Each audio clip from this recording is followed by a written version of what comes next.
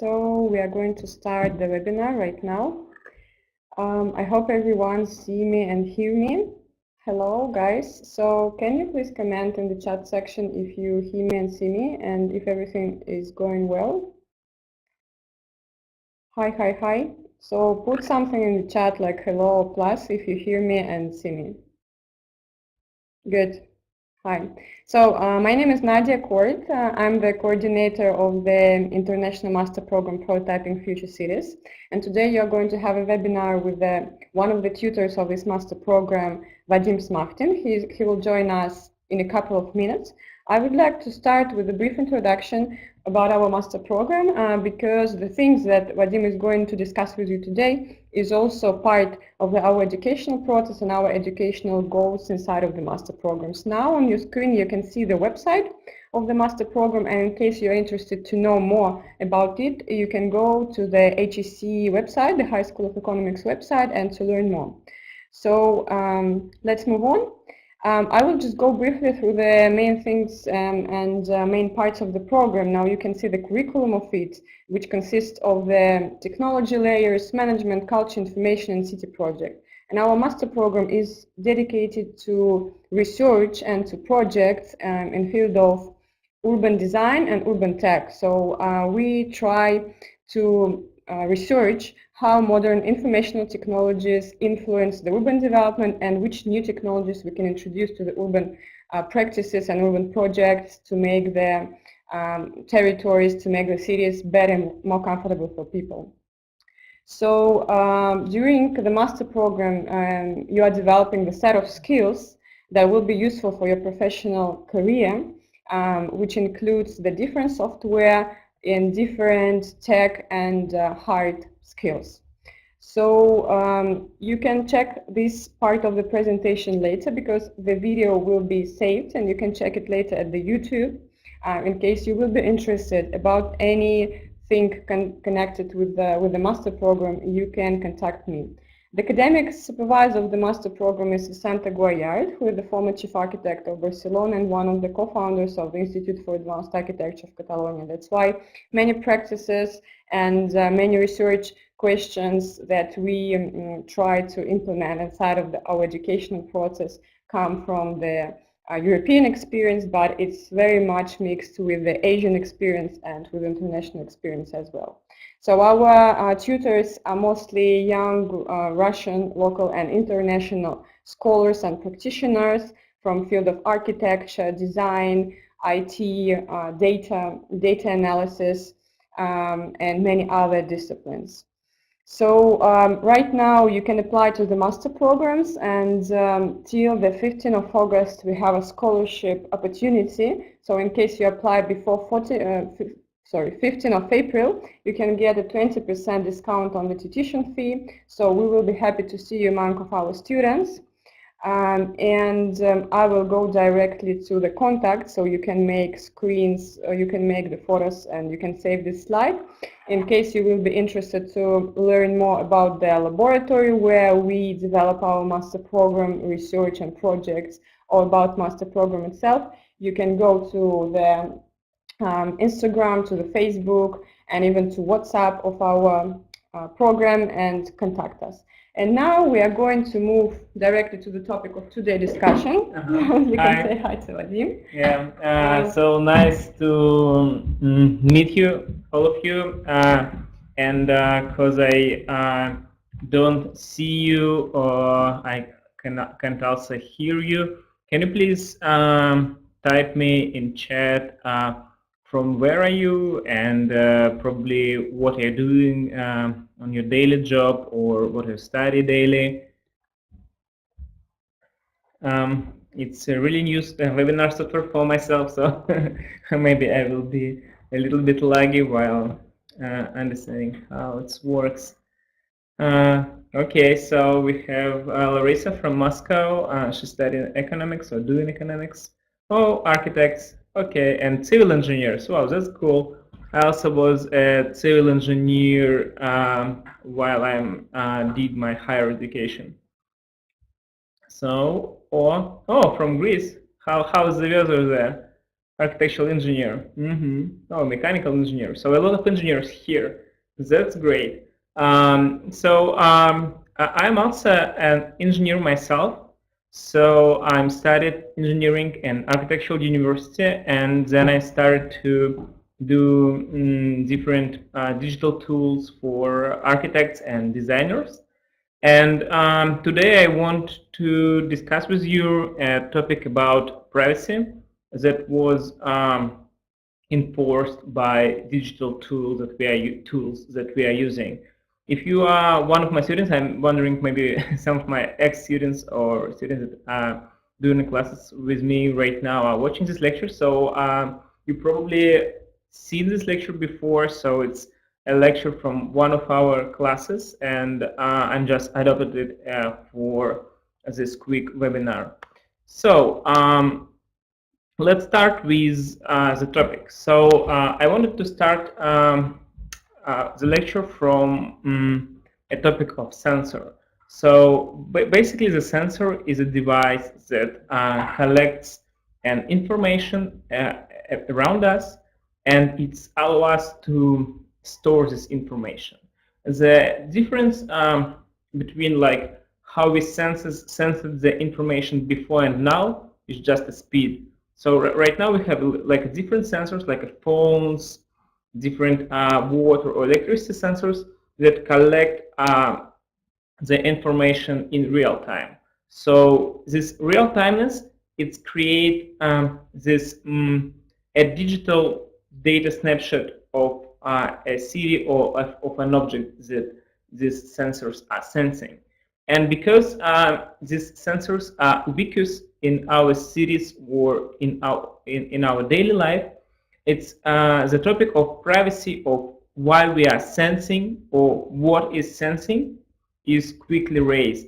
And I wanted to ask some of you or all of you, I'm not sure. So how do you feel about this constant monitoring by sensors? So are you afraid that our actions or our information is constantly monitored or stored? And if you're afraid or not, so can you say why?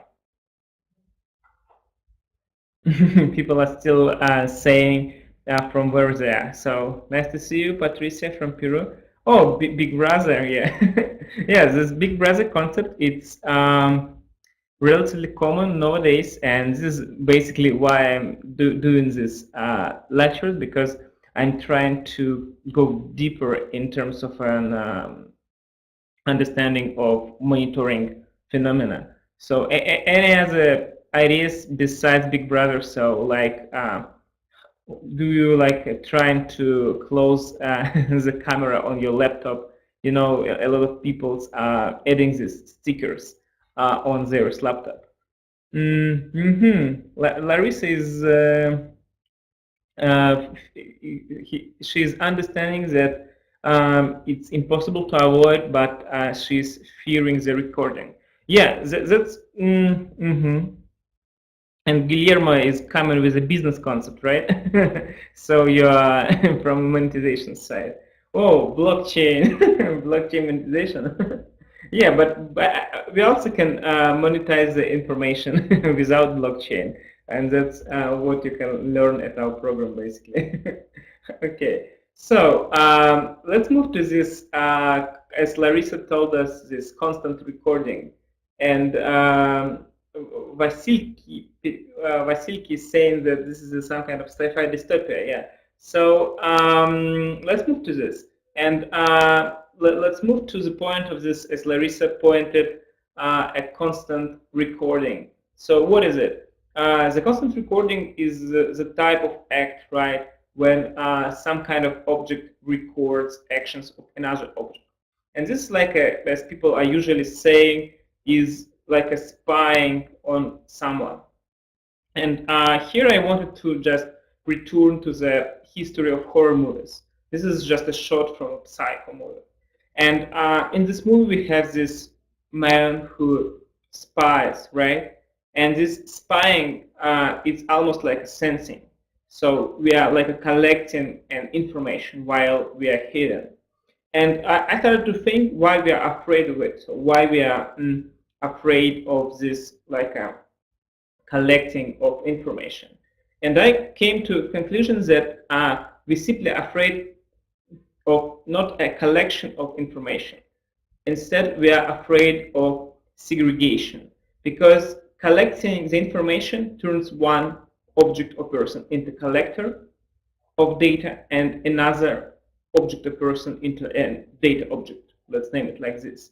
And this data object, he or she or it basically doesn't have the same rights or same variety of actions as a sensor object. And that basically creates a fear. So that creates a fear of some kind of possibility of action that can have an object that sends, and that cannot have an object that is basically an object of sensing. And this impossible action is basically a topic of fear. So while we are starting to discuss this dichotomy of objects who sense the data and objects who are basically like a data sources for them, we need to understand that this dichotomy created by this a separation of possibilities. And this separation of possibilities, basically, it's a separation mostly a speculative form, because the separation was created by our poor understanding of digital technologies. Because as digital technologies was born, they was born like from the people who can code for the people who can't code, right? So this is like a common media term that learn to code if you want to be a part of a new type of society. So this separation of object and sensor also happens in our society, and we are like separated our society into people who can or cannot code. And this is basically these two like a producers and consumers group. They have a really pure way of communication with each other. And here you've seen a screenshot of work from an artist called Timo Arnau. This work is a robot readable world. And Timo Arnau is an artist who researches how we can like make the border between technologies and society more transparent. I will be referencing his work and another work soon. And in this robot readable world, you need just to Google this video, because on our webinar I can show you only pictures. That's the limitation. In this video, he's showing how different types of sensor technologies that are already invited our world, our cities, can be absorbed by people who do not have any kind of deep understanding of technology itself. And he's doing it through art, because art here works as a universal language. And this language allows him to describe this technological environment and how it senses us. And it's also allow him to describe that this sensing is basically not total. So this technology senses not the whole us. It senses only specific parameters, specific shapes, and specific variables in our activities. So with this work, he creates this like a world of hidden, or maybe not so hidden sensors who look constantly and extract these variables into their databases or their storage devices. And while we're seeing this through this video, this constantly monitored environment, for better understanding of how this environment works, we need to go to networks. Because networks, there are devices or artificial objects which transfer the information. And the networks here, a bigger term basically, because the network is not only a thing that transfers information from one sensor to another, it's also a thing that transfers information from one person to another person, or from one sensor to another sensor. So networks are communication mediums. And while we are talking about this monitoring and control in modern digitized urban environment, we also need to understand this term control over networks, because networks are basically a communication channels. And if you control this channel, you are controlling the information that transfers through this channel. And while we usually observe the cloud technologies, the internet, as something immaterial, basically the networks that are transferring data for it, and servers and computers that are storing and sending this information, they're all material. And this material layer is integrated into our urban environment. It's hidden, but still it's there. And to understand how this affects or our usage or understanding of modern digital city, we need to understand how this network influence our communication and how these networks influence our social behaviors. First, I wanted to show you that networks are not only can send or receive a digitized information. Since the network is an infrastructural part, it also can send or receive analog information. Here you see stock water, and this stock water pipes, they can transfer water. But because this water, it has some kind of ingredients there. Analyzing these ingredients, we also can analyze the different types of and levels of consumption inside of a city.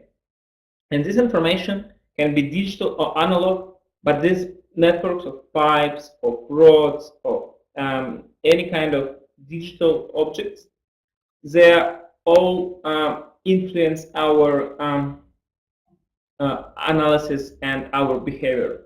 So to dig it more, I wanted to show you this like a classical image of two networks.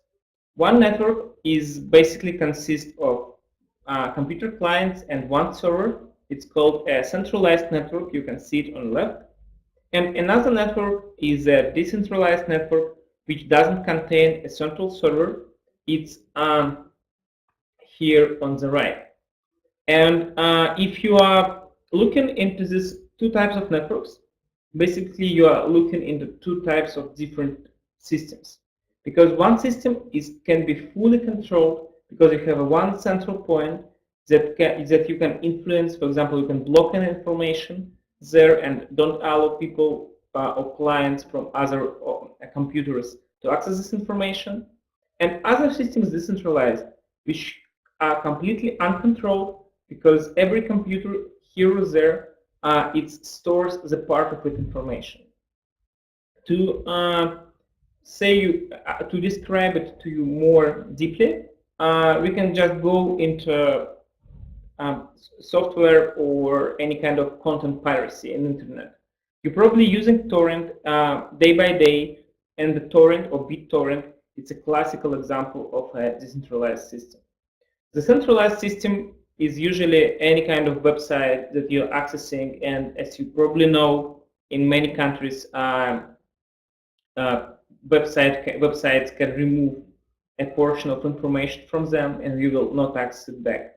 In torrent system, it's sometimes really hard to remove information from them, because as soon as any node or any computer there stores an information, it's become harder and harder to remove this information from the network.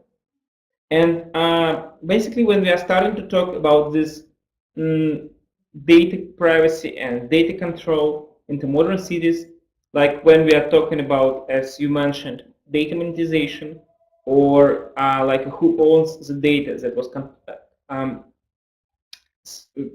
was sensed by sensors or stored by sensors, we need to go to this topic of centralized and decentralized systems.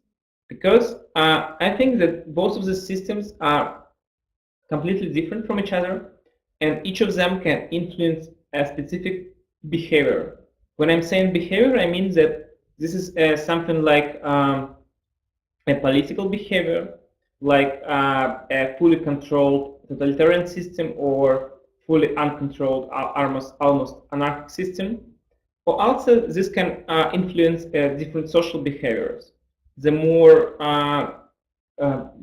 like a driven towards monetization behavior, or more, let's name it, Marxism-like behavior when everybody shares the portion of what they own in return for work.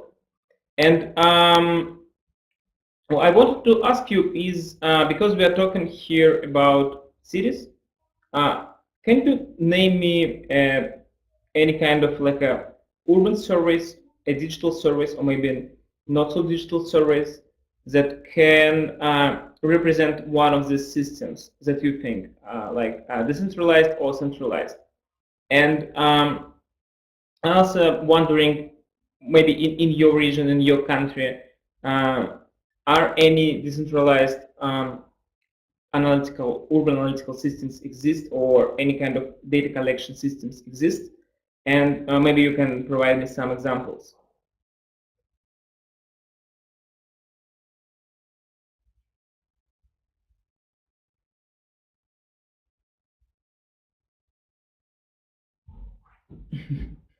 So, while the chat is completely silent, I think I can go with example. So while we are like discussing this centralized and this decentralized system, we need to understand that, for example, when we are talking about an urban service, in urban service we have two roles there.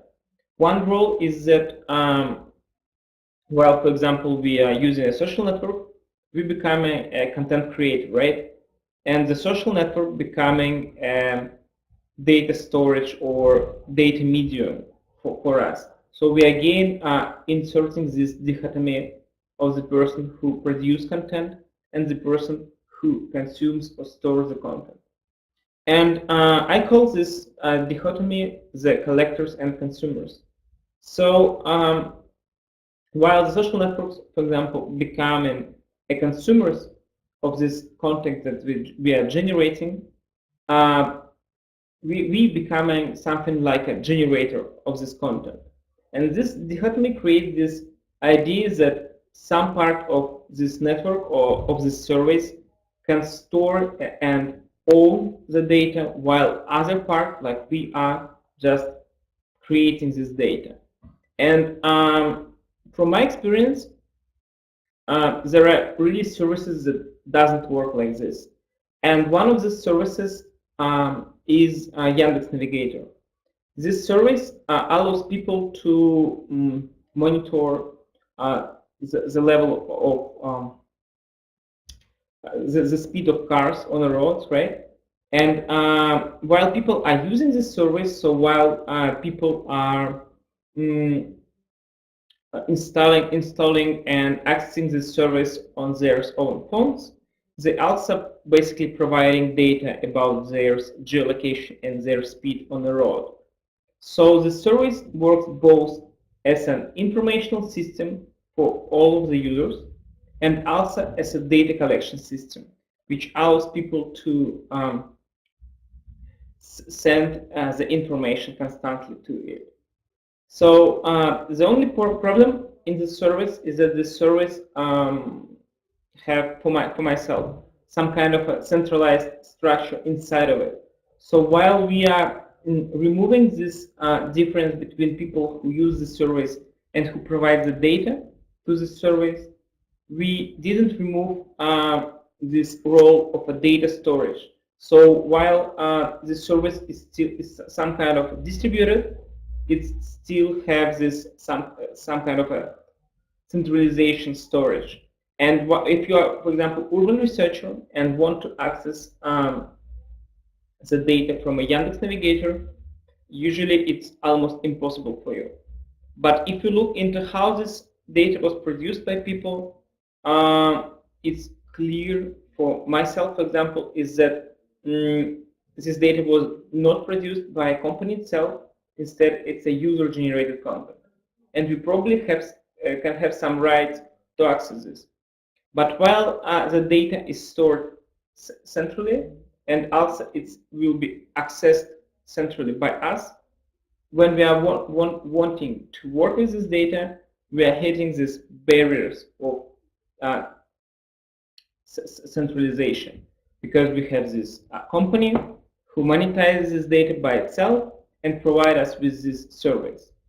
But what makes it interesting is that if we are all stopping using this service is immediately stops working, because the service doesn't have any kind of special devices that measure the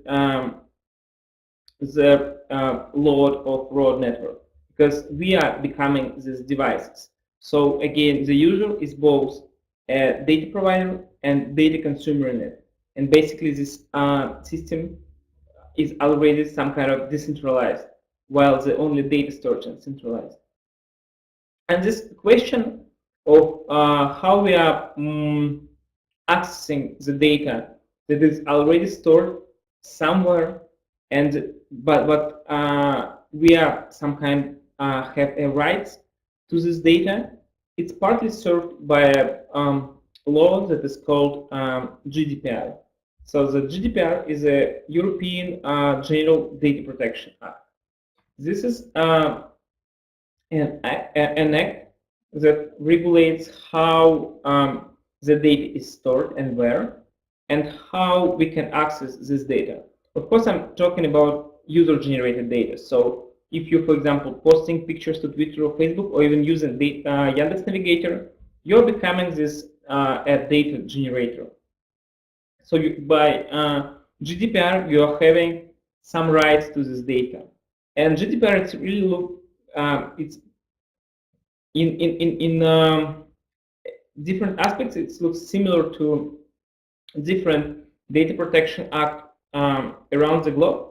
But what makes it different is that GDPR creates this term, something like digital citizenship.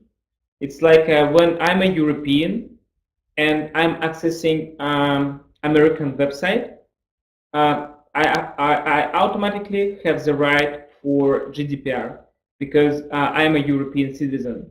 And this creates an interesting question for myself, like, can we really find this European border in internet? Can we really understand and rule by our physical borders inside of internet, and can we control the data flow and data ownership using these borders? Because as we created internet, or as we know the internet, we always created as a decentralized system that can be located anywhere, and any kind of information in the internet is accessed instantly. So it doesn't depend, are you in India, in Russia, in US, you are having the same access with almost the same speed to any informational content inside of the internet. But then the internet started to become more and more isolated. We have seen a big companies like Google, Facebook, Microsoft, that are created a lot of services that we are now accessing, and the services, they store data in specific places. And also local governments stepped into game and created a laws like GDPR that also created some kind of artificial borders inside of this informational ecosystem. And this is why, for example, when GDPR just came out, the Instapaper, it's a service for storing articles for read it later. It was closed for European part of internet, because for Instapaper it was much quicker and safer to close service for a specific part of internet versus to adapt to the GDPR. And that's what makes it interesting. It's like you have this fully distributed system without any kind of borders, and then you are introducing artificial borders. Because for myself, because I'm an engineer, I'm wondering what happens, for example, if you are unable to identify a European person. How do you need to treat this person? Uh, will you apply GDPR rules later after you understand, for example, that this person is European or or not? And so this artificial concept of borders as a unit of data control, it always was strange to myself, and this is why I'm started to dig into it and to research it. And I went to this project. It's again from the same author from a readable robot world, Timo Arnau, and this is a project about Wi-Fi signal inside of a city. So again, as with robot readable world, Timo Arnau creates a device that senses their level of Wi-Fi signal inside of a city. And as in robot readable world, he creates a video, so you can Google this on his Vimeo page, that showcases how this level of Wi-Fi signal changes through the city. So the artist goes with a stick through the city, and using long exposure photography, he creates these visualizations.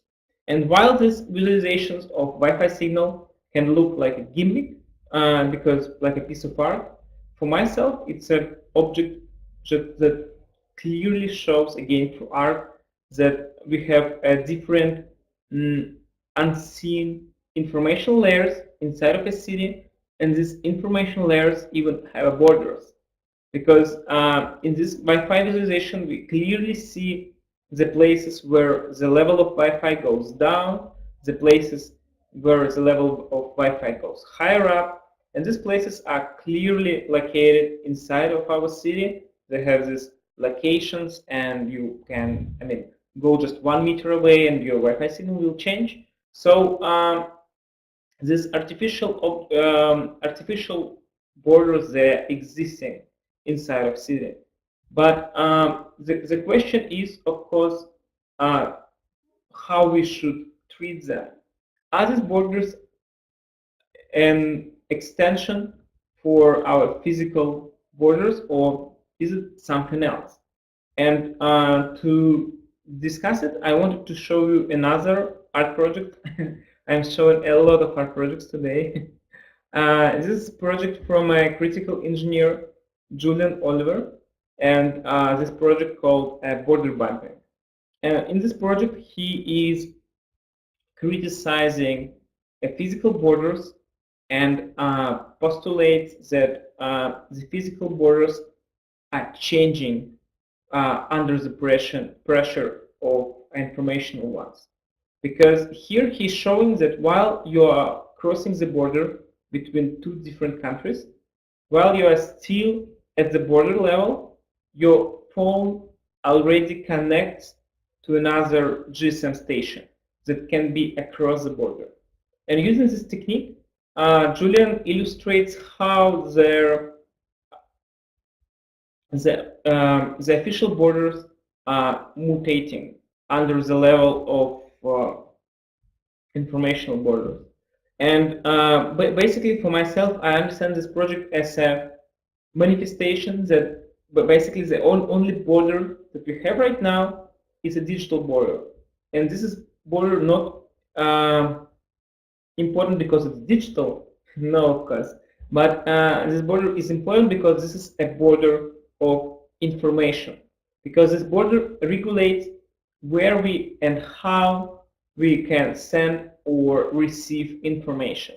And this basically moves us to an understanding of how the freedom and control spreading through the modern cities, because in a modern city, the control is not a way of just limitizing your physical borders. The control is a thing that allow the controller to limit your informational border, so the limit of your informational field or informational space. And the new government, the new governmental borders, they are not the borders that you can see on a map. Instead, this is the borders that where you can freely share your information. And this is why we see a lot of projects that are going to the isolation of internet, because I mean over recent years the project of internet isolation becoming more and more actual. Different governments building their own intranets, something fully controlled and disconnected from another part of the web. So we can see that basically our old borders are manifesting their existence by removing the new ones. And as a person who designs a new types of urban services, I clearly see that if we are not solve this problem of these digital borders, we will not be able to use the digital tools inside of our cities as a tool that will basically move our cities into more accessible objects. And but the borders is not only a problem, because even if we don't have this border of informational circulation, we can still have a different, like more hidden things. And one of these hidden thing that is already existing and already is infiltrating our digital environment is a computerized motivation. So the computerized motivation is a way of control that allow a system to control object inside of the system by motivating it to do one action or another action. This basically happens when some kind of a digital or non-digital system kindly asking you to do any kind of action. So while, for example, you are traversing through Facebook, sometimes Facebook can control your motivation by showing you a specific type of object with a specific color and a specific time. And this allows a digital system to softly control your actions. There is also a thing called a transparent wall. This is a thing that was created basically by us, for us, and the thing that we are like fighting right now. And this basically a product of our hyper customization. So while you're, for example, using Google, and Google is fully tunes its search algorithms for yourself. At some point, when you're trying to find something new, you are still stuck in the old informational field. So, for example, if you're a software engineer and quickly want to learn architecture, the first links about architecture for yourself will be the links about informational architecture. Of course, I'm a little bit extrapolating it, but it looks like this. So every person have a different Google output, basically, based on the previous history of searches. And in modern cities, because they are filled with the different digital services, we can have this similar way of control. And this control, it happens through different types of rating systems. So while it's a lot of spoken about a Chinese rating system, about this phenomenon of this global rating, which controls everything what you is doing, and depends on how right is your decisions for this rating, you're getting more and more benefits. And For myself, it's unclear why we are afraid of this rating system, because in the Chinese rating system, it was created because in China they didn't have any kind of credit score, if I'm not mistaken, up to 2011 or 2012, something like this. So they deeply needed any kind of credit scoring system that you probably have in your country where you're from, and they created this rating. The problem with this rating and why people are so afraid about it is that the algorithm that calculating this rating is hidden, and people cannot understand how this rating is calculated. It creates a lot of speculation around it because of this shadows around algorithm, and people are starting to think that it counts what kind of friends you have in social networks, even what kind of objects you are using in video games, like are you using this type of car or this type of car, and depending on it, the rating saying, okay, you're more patriotic or not patriotic at all. And the only problem here, I think, is that while we are starting to talk about not the rating itself, but any kind of urban digital service with some kind of benefits list, we can go to this computer-aided motivational problem. So this is not only a question about are we having a rating inside of our country. Instead, this is a problem of having a digital services that are not transparent at all. Because if you can read a lot of articles about different Facebook's behavior researchers while they are tested. Because if you remember, the Facebook, it has a feed inside of it, and this feed output is algorithmic control. So you're not receiving just all information from your friends. Instead, you're receiving a shuffled information from your friends that Facebook is created from you, for you. And using this fine tuning of the shuffle, Facebook is able to manipulate your behavior, and it's created a lot of media outrages when people started to research it and started to look into these experiments. And the outrage is the same. People really don't like when they are computationally motivated and unmotivated at all. So it was like slides about whoa, a post-internet dark age. Everything is bad. We are controlled. A lot of central systems sensing what we are doing. So the borders are not existing, but we are again creating these borders. So the next part of my presentation is can we do something about it? Can we create a new type of digital services for cities that will be free or not so free from these types of flaws? So the systems will be more like a driver to the horizontal usage, so there will be no people who can abuse the system. And probably the systems will be decentralized, right?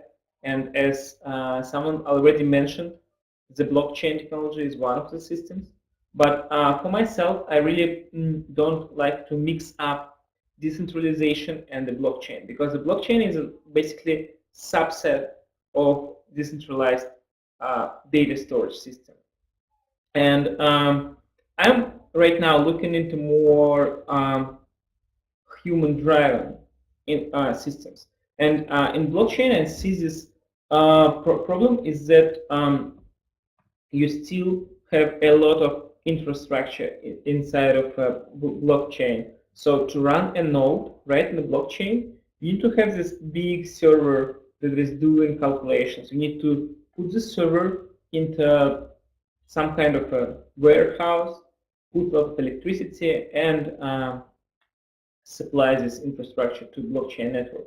And it's also interesting is that, for example, the main players right now in Ethereum or Bitcoin mining market are Chinese. So the Bitcoin basically, or Ethereum, becomes a synonymous of China, and also it's created this border, right? So the centralized system becomes a fully region-based almost. And I'm trying to look into systems that don't have a physical infrastructure at all, or this infrastructure is so small or so invisible that you cannot like locate it. And to inspire myself, I'm looking into this movie called Johnny Mnemonic. And in this movie, if you remember, people are able to use persons to store the information. So the person's becoming something like an informational agent, and these informational agents are transferring the information through the space. It's also a cool example of how the digital informational layer and the physical space are merging, while this merge creates this hybrid digital physical environment where the information is stored inside of a physical things. And maybe you are wondering, so what is the crazy idea to store the information inside of humans, or why you need it? And while we are talking about it on a webinar about futures of prototyping of cities, or any case. So I want to show you the next art project called Netless. It's a project from Dani Vasiliev. So Dani Vasiliev is a Berlin-based artist, and he's the author of a critical engineering manifesto. So the critical engineering manifesto is a manifesto about that the engineering it can create some kind of influence into society, and the same influence that looks like an art influence. So using an engineering, we can create something maybe not so concrete and useful, but instead we can influence a change inside of society. And here you can see the two pictures, the picture of any kind of like social networks, or any kind of network graph with different nodes connected to each other. And on the right, you are seeing a city network. And I wanted just to read you a portion from the website that says that the similarity between city transportation maps and circuity of modern networks are not accidental. Their purposes are identical: to provide efficient transport flow between all the locations of the areas they cover. Roads are designed to match the necessary throughput without congesting at peak times. So while we are fighting the congestions on the roads of modern cities, we're basically fighting for the speed of delivering an information. And this similarity, for myself, it's so great, because it finally merges this concept of a physical network of a city and a digital network, and it merges them by a concept of this informational transfer and informational retrieval. So these both networks are optimized by speed, and this means that using a fast and efficient internet, fast and efficient urban network, we can almost create an informational system. And this is how we can do it. Basically, Dania is prototyping it via a small device that runs on batteries and can be attached to persons or vehicles. And while vehicle or person crosses each other, these devices are exchanging the information. So it almost looks like an internet, basically. So they have a different nodes, and while nodes are physically close to each other, they are transferring the information to each other. And this looks to some of you like too futuristic, probably, because you need to create all of these small devices that are not existing right now, and you need to attach these devices to these vehicles or people. and it looks a lot like a lot of work, right? But as a next project, I wanted to show you the Maeka. Maeka is startup about storing the information from a different devices inside of a blockchain.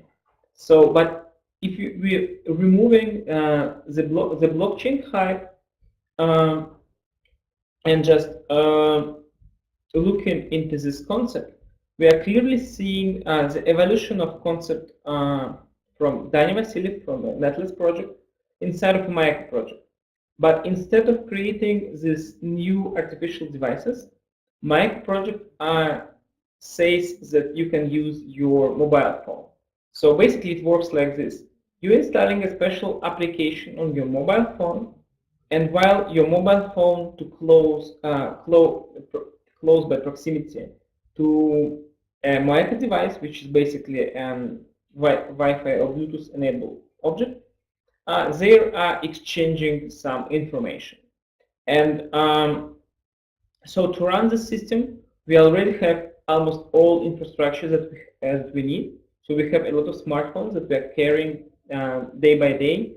And this can create for us a system that almost don't need an infrastructure. Because if you look into my example, of course, we're having this final centralized storage, which is still distributed like this Maeka blockchain. But you can also think about concepts that the data from these different mobile devices, this data is still stored on the same mobile devices. So the city becoming an informational storage itself, while every its citizen carries the portion of a city information. And looking to projects like Maeka, this thing doesn't look like a fantasy, right? And this concept, if you look at it right now, it's for myself, it removes this question of a border inside of this digital system, because after we attach the information to a person, to a user, and do it directly, for myself as an engineer, this border it just disappears, because the data is at the same location where the data storage exists. And while we are moving our phone from border to border, you can we can move the data across the borders, right? And it means that we are changing the location of this data storage infrastructure. And if we also look into more recent projects from a Habidatum, so it's a company where I'm working as a CTO. In Habidatum, we recently did a project with a unit studio. It's called Brainport Smart District. You can Google it. And for Brainport Smart District, we created the idea of a data locality. It means that the data of Brainport Smart District it's used where it's produced.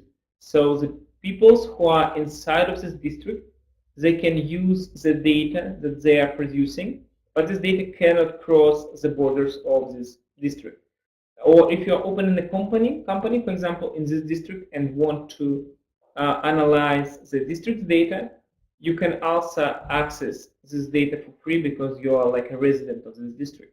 But then after you move outside of this district, you are losing the access to this data. And without any kind of technology, such agenda can be created right now because it can be regulated the same way as GDPR, and it's much easier to regulate, of course, the small district instead of the whole nation. But using the digital technology, we can make this process of regulating data across the borders more efficient. And finally, go into this again into idea of internet without borders that we previously had, and probably our children will only know by gossips. So it's the end of my lecture. So I'm really curious what I'm thinking about this border and informational storage dichotomy. And I'm also curious to hear some of your questions, maybe, or ideas that you want to share with me. So questions will be fine.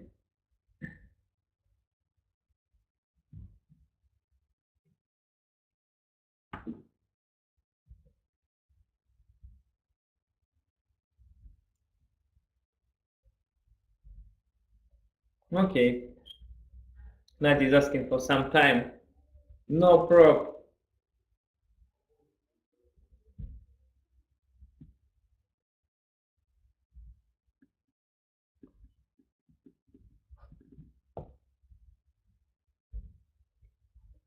Mm-hmm.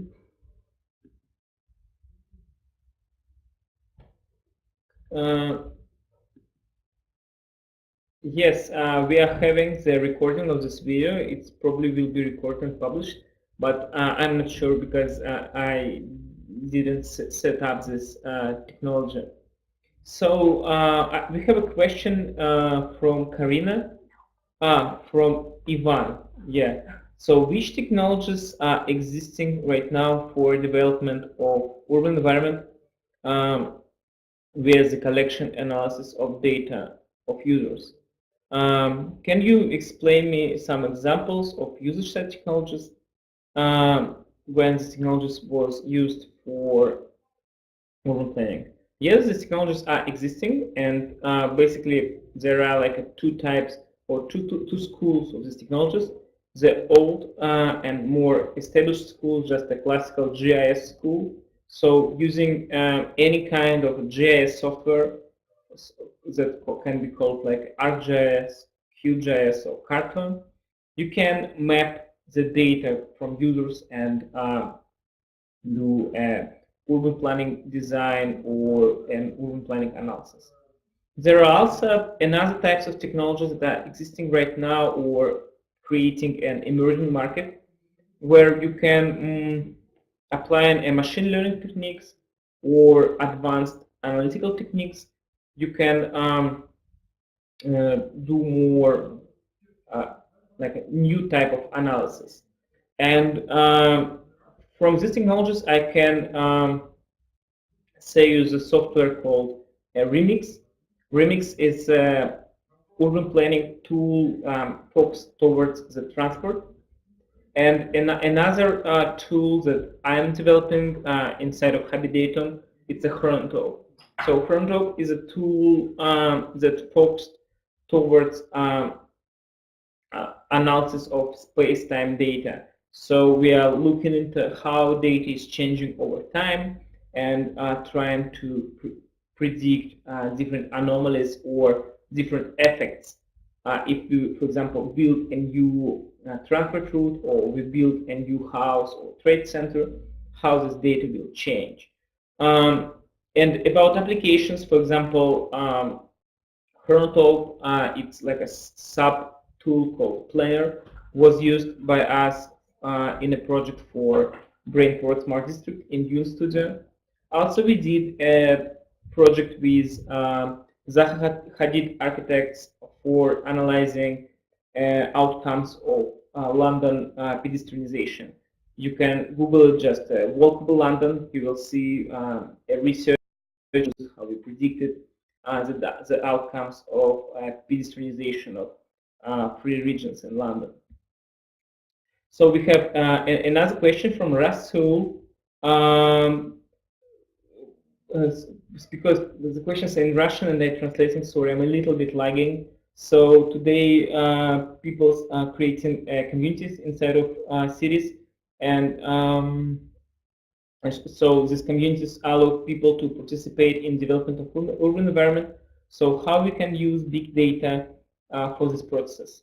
It's a cool question, and but basically, I think the participatory planning is not so digitized. I think that we can still innovate a lot in this area. We can find projects from before where people tried to create portals for collecting and ideas from citizens about how they can develop this or that part of the city. About the big data applications there, right now, so big data usage inside of this urban analytics, it's basically already past two steps. The first step was that we just collected this data. The second step was that we started to map this data and analyze. But the third step is to generate the new type of knowledge from the data and analytical experience that we already have. And I see that the future urban services, even for participatory planning, will use this artificial intelligence or prediction algorithms on top of this data extensively. So it will look like the artificial intelligence recommends you several types of locations for a park, and people just voting for locations that they like, and you have several parameters about any location. So you can see that from a planning perspective, we are with artificial intelligence we are moving into more recommendational systems where we are using computers to recommend us different scenarios for city development, and then people's or governments are voting for each or other. We have another questions in chat. Can you give some example of how this idea of dichotomy can be applied by city council? Oh, wow. Yes. So in Moscow, I remember it was different ideas of using a blockchain system for storing data about citizens and for running portals like a Gosusluga, for example. But all these initiatives was lost. It was in this during this blockchain hype, and all these initiatives was I think just burdened under technological difficulties. And right now, I think that the most like a simple ways of creating more distributed and accessible urban services is to use the infrastructure that we already have and just apply some kind of a micro softwares over it. For example, with our previous year students, we created a service that analyzes a road network using a bike sharing. So it's by installing our phone into specific like a pocket on a bicycle, we are able to record an accelerometer data while people are using the bike sharing. And using this accelerometer data and machine learning, we are able to predict a road bumps or a hole in the roads. So like applying the infrastructure that we already have with just the smartphones and activity of these infrastructure users, we're creating completely new service for a city that can monitor the city road network quality. Other project was the project about a distributed transport monitoring system where students attached a small micro sensor to buses and the same sensors to bus stops. And using these sensors and this like a distributed data transfer idea from Netless project that I already shown, students was able to create a transport monitoring system like a Yandex Transport, but 10 times cheaper, and that can be integrated into areas where that are barely have an internet connectivity. So this it's also a good vector for applying this new types of distributed and cheap technologies is developing markets, because while we are starting to talk about smart cities, we are always talking about these well-developed regions, but I think that we are like a little bit losing the point of using technology, because technology always was a tool for empowering people, for allowing them to share information faster, to remove this segregation and borders in between communities. But now, while we are like merge the urban technology and smart city agenda into one single thing, we started to apply this huge infrastructural projects into cities that are probably almost doesn't have huge need in them, and we forget that there are a huge amount of potential users of the technologies that are just located in the countries that we maybe even forget that they are existing.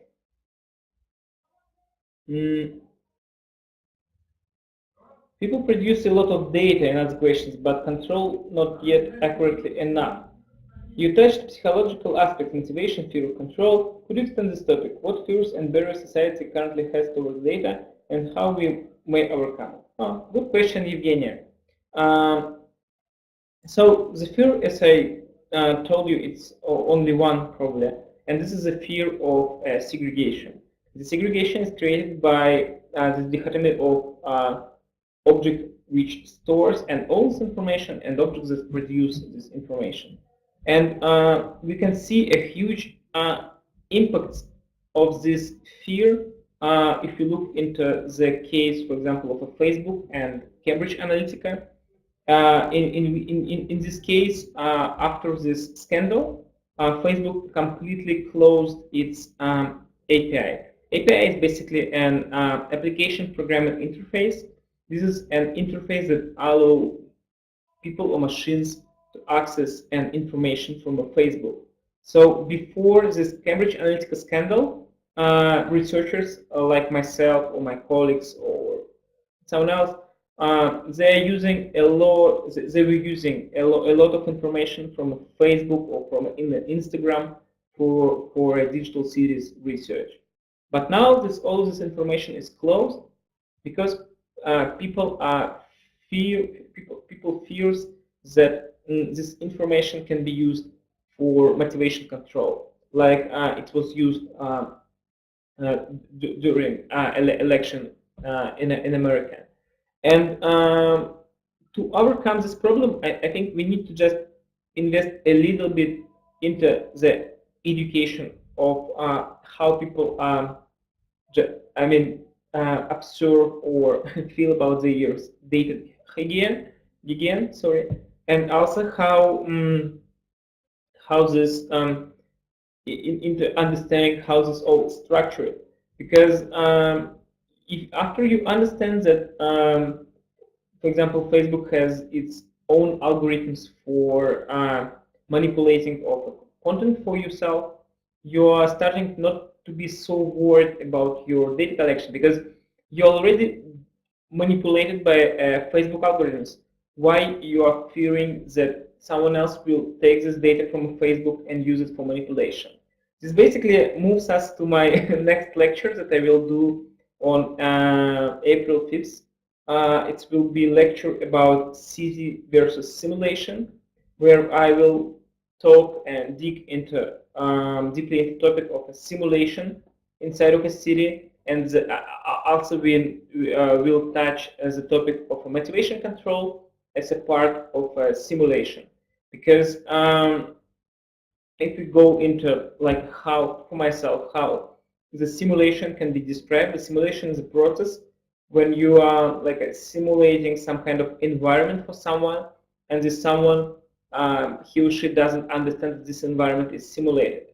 And while you are looking into how Facebook is manipulating your content feed, you basically are already inside of this simulation of your behavior inside of this social network. And during the lecture, I will extend this and extrapolate this into a city level, and also discuss how we can use this simulation in the research. So how we can create a different types of synthetic cities, and how we can research this synthetic cities. And I think that basically this dark age of a fear about control will also be overcome not only by education, of course, but also by decentralization. So, for example, in Moscow, we already have this project about collecting an air quality. So people are installing these air sensors by themselves, and so this system is fully crowdsourced, but still have a central data storage, which, for example, makes, as I understand, maybe I'm not right, analyzing its data historically a little bit hard for researchers because you need to find the way how to access this data. So there are different projects that are overcoming this problem of hosting the data that was distributedly collected. I remember there was even one like a browser from a BitTorrent project. So they tried to create a browser that works over a BitTorrent network.